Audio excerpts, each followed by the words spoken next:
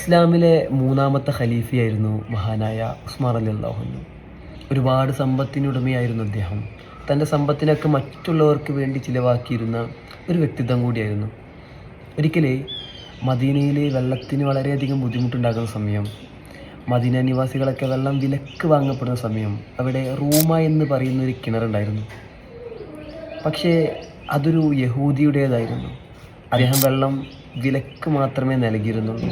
അങ്ങനെ മദീന നിവാസികൾ വെള്ളം വിലക്ക് വാങ്ങാൻ പ്രയാസപ്പെട്ടപ്പോൾ, വെള്ളത്തിന് വളരെയധികം ബുദ്ധിമുട്ട് കയറിയപ്പോൾ പ്രവാചകൻ സല്ലല്ലാഹു അലൈഹി വസല്ലമ തങ്ങൾ എഴുന്നേറ്റ് ചോദിക്കുന്നുണ്ട്, ആർക്കാണ് ഈ കിണർ വാങ്ങാൻ സാധിക്കുക? എന്നിട്ട് മദീന നിവാസികൾക്ക് സൗജന്യമായിട്ട് നൽകാൻ ആർക്കാണ് സാധിക്കാമെന്ന്.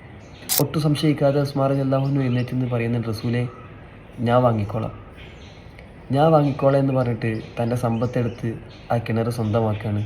എന്നിട്ട് മദീന നിവാസികൾക്ക് സൗജന്യമായിട്ട് കൊടുക്കുകയാണ് മഹാനായ ഉസ്മാൻ റളിയല്ലാഹു അൻഹു. തൻ്റെ സമ്പത്തിനെ മുഴുവനായിട്ട് മറ്റുള്ളവർക്ക് വേണ്ടി ചിലവാക്കിയിരുന്ന ഒരു വ്യക്തിത്വമായിരുന്നു മഹാനായ ഉസ്മാൻ റളിയല്ലാഹു അൻഹു.